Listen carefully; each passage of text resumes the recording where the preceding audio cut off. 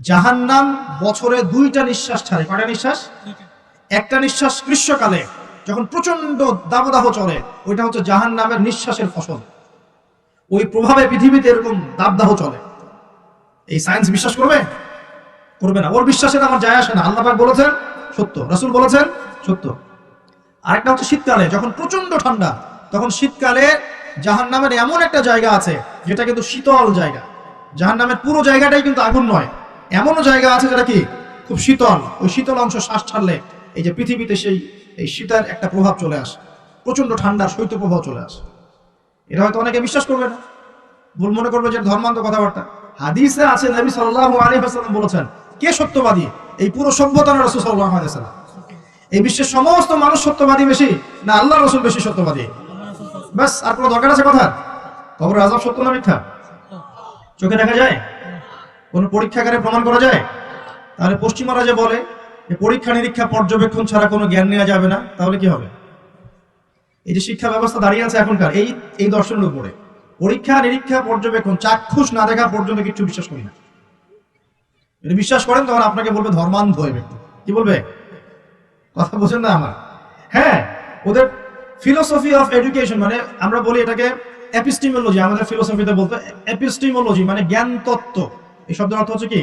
জ্ঞান তত্ত্ব। ওদের জ্ঞান তত্ত্ব হচ্ছে যে যেটা ভিজুয়াল না, আমরা যা দেখি না এবং যেটা স্পর্শ করা যায় না, ইন্দ্রিয় দিয়ে উপলব্ধি করা যায় না, মানে স্পর্শ করে বোঝা যায় না, গন্ধ নিয়ে বোঝা যায় না, তারপরে কঠিন তরল না বায়বীয় পরীক্ষা করা যায় না, পরীক্ষা নিরীক্ষা পর্যবেক্ষণের মাধ্যমে সিদ্ধান্তে আসা যায় না, এটাকে জ্ঞান বলে না ওদের মতো। যদি এটাকে এই সিঁড়িগুলো উত্তরানো যায় তখন সেটা জ্ঞান, ওদের দর্শন এটা। তাহলে এখন কবর আযাবটাকে আপনি কি করবেন? এখন কবর আযাব নাই তাহলে?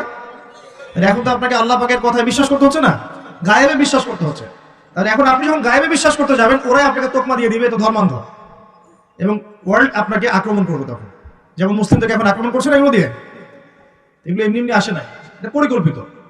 আপনার ভিত্তিটাকে নড়িয়ে দিবে। তাই তো আসলেই তো আল্লাহকে তো দেখি না, ফেরেশতা তো দেখি না, জিন জাতিকে তো দেখি নাই, আত্মা তো দেখি না, কবর আযাব তো দেখি না, কেন বিশ্বাস করবো তাহলে? এই জন্য দেখবেন একটা প্রজন্ম তৈরি হচ্ছে এখন, ওরা বলে যে আমি তো আল্লাহ কোরআন এগুলো তো খুব একটা বিশ্বাস করি না, কারণ আমি তো দেখি না। নাউজুবিল্লাহ। আছে না এমন লোকজন আশপাশে আপনার? এদের সংখ্যা বাড়ছে না কমছে? দিন দিন বাড়ছে। হয়তো আপনার কাছে মনে হচ্ছে যে এদের সংখ্যা হয়তো বেশি না, কিন্তু দিন দিন বাড়ছে। একটা তথ্য দিয়ে যায় আপনাদেরকে এখানে, শোনেন। বিগত 100 বছরে, কত বছরে?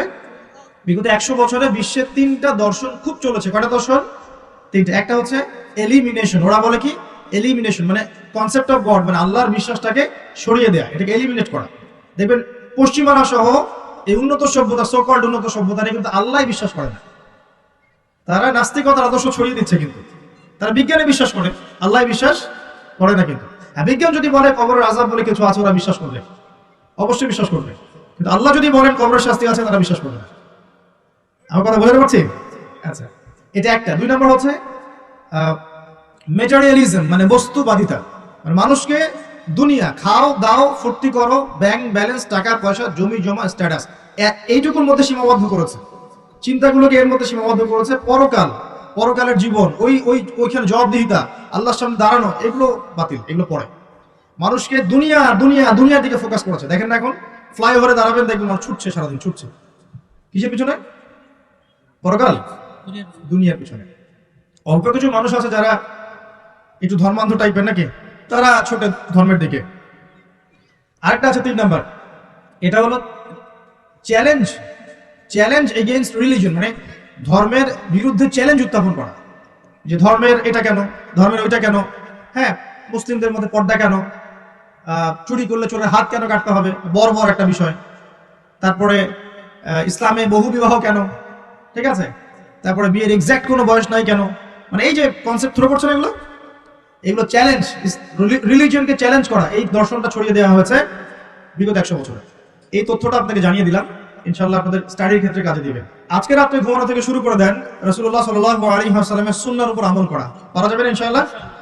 প্রথমে সূরা মুলক, তারপরে আপনি পড়বেন সূরা ফালাক, নাস, ইখলাস, 3বার, মোট 9 বার, এবং প্রত্যেক 3 বার শেষ হলে আপনি দুহাতকে একত্রিত করে ফু দিয়ে নিজের মাথা থেকে নিয়ে যতদূর পর্যন্ত পারেন মাসাহ করবেন। ইনশাআল্লাহ রাত্রেবেলা আপনাকে কোনো দৃশ্য অদৃশ্যের ক্ষতি স্পর্শ করবে না ইনশাআল্লাহ।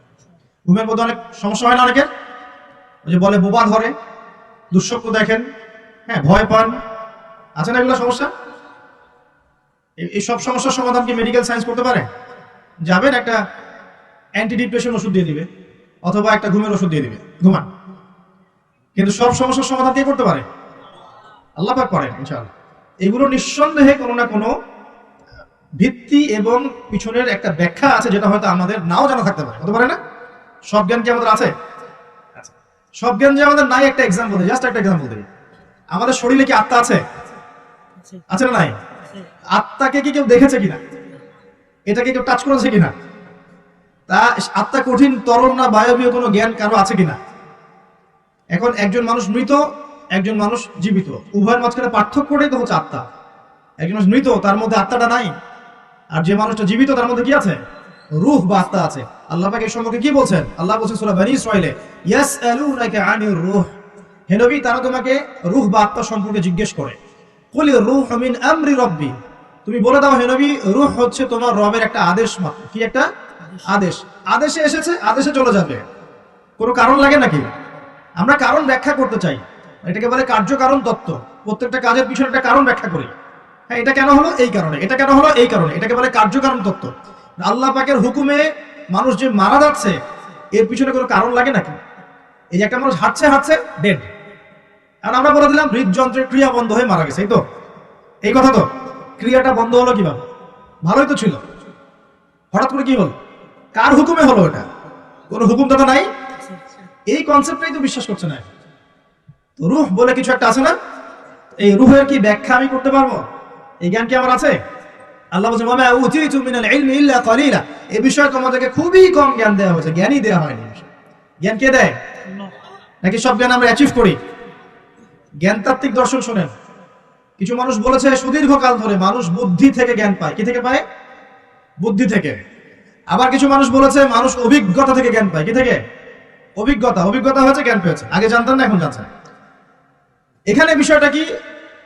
এই চূড়ান্ত বক্তব্যটা কি? চূড়ান্ত বক্তব্য দিয়েছে ইসলাম। ইসলাম বলছে ওয়াকুলিল হক ওয়াকুলিল হাক্কু মির রাব্বিকুম, হক বা সত্য রবের পক্ষ থেকে আসে। সূরা বাকারায় আছে ওয়াআল্লামা আদামাল আসমাআ কুল্লাহা, আল্লাহ পাক আদম আলাইহিস সালামকে সমস্ত নাম শিক্ষা দিয়েছেন। সূরা আলাকে আছে আল্লামাল ইনসান মা লাম ইয়ালাম, মানুষকে সেই জ্ঞান শিক্ষা দিয়েছেন যা মানুষ জানতো না। জ্ঞানকে শিক্ষা দিয়েছেন, জ্ঞানকে শিক্ষা দিয়েছেন। তাহলে জ্ঞান কার পক্ষ থেকে আসে? এখানে একটা কথা মনে রাখবেন, আপনার যদি অনেক বড় ডিগ্রি সার্টিফিকেট থাকে, যদি হৃদয়টা পরিচ্ছন্ন না হয়, হৃদয়ে নূর না থাকে, আল্লাহর মারিফত বসিরা না থাকে, তাহলে কিন্তু আল্লাহর পক্ষ থেকে জ্ঞান পাওয়া খুব ডিফিকাল্ট। আপনি কাগজের কিছু জ্ঞান পেতে পারেন, তথ্য পেতে পারেন, ইনফরমেশন পেতে পারেন, প্রকৃত জ্ঞান পাওয়া খুব টাফ আছে। আল্লাহ পাক বোঝার তৌফিক দান করুন। আমিন। সূরা ফালাক নাস ক্লাস পড়বেন, সূরা মুলক পড়বেন, ওযু করার কথা বলেছি। এর পাশাপাশি আপনি সূরা কাফিরুন পড়বেন। কোন সূরা? কাফিরুন। কোনটা বলেন তো? কাফিরুন। প্রথম লাইন কি? কুল ইয়া আইয়ুহাল কাফিরুন। মাশাআল্লাহ। আচ্ছা, এই সূরাটা ফজিলত আছে। যদি আপনি প্রত্যেক রাতে সূরা কাফিরুন পড়েন ঘুমানোর আগে, ইনশাআল্লাহ তাআলা আল্লাহ পাক আপনাকে আমাকে শিরকের পাপ থেকে বাঁচিয়ে রাখবেন ইনশাআল্লাহ। কিসের পাপ? শিরকের পাপ কি সবচেয়ে বড় পাপ না ছোট পাপ? একটা হাদিস বলে দেই, ইনশাআল্লাহ যথেষ্ট হবে। রাসূলুল্লাহ সাল্লাল্লাহু আলাইহি ওয়াসাল্লামকে আল্লাহ পাক একটা ওয়াদা করেছেন। কি ওয়াদা করেছেন?